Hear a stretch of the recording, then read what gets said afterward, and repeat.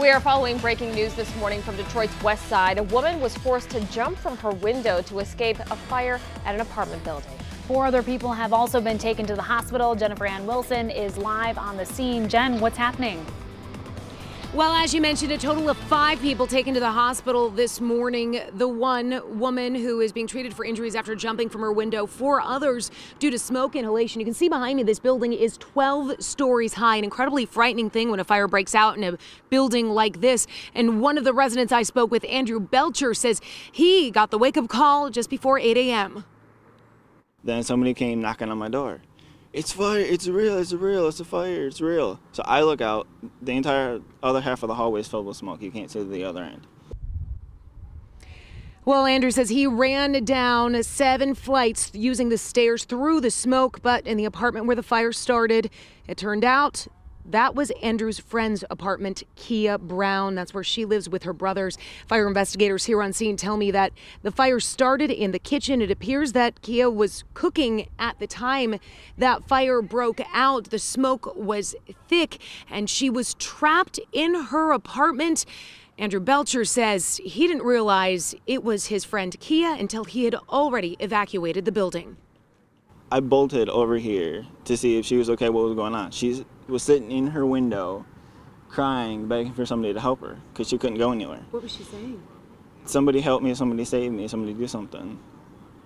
So I'm just standing there looking up, and she's just sitting in her window, and I can't do anything. Oh. There was like 4 or 5 guys holding the blanket, and they had those stuff and like 1 or 2 of the mattresses below the blanket. And I knew it wasn't going to be enough, you know, watching it in the movies. But she had to jump.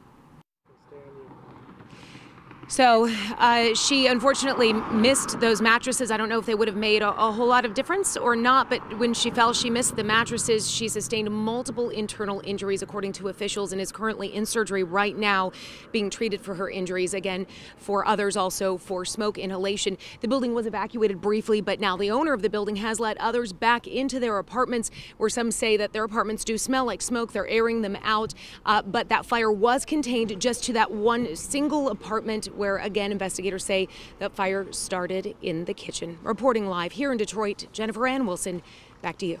Wow, what a terrifying ordeal, Jennifer. Thank you for that information. And do firefighters think the woman made the right choice by making that jump?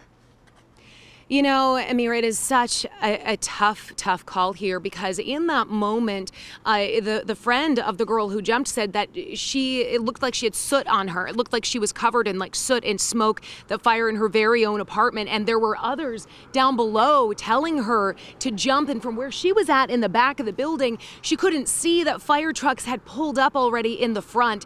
Firefighters, they say that they don't think it's ever a good idea to jump. They want to try to get there and rescue the person, but when you're in that moment and you don't know how soon help is coming, I mean, I think it's probably a tough decision for any of us to make, and who knows what any of us would have done in that moment. Yeah, well, we are hoping and praying for the best, especially on this Easter Sunday. Thank you, Jen. Yeah, definitely not a great way to begin. Yep. Thank you.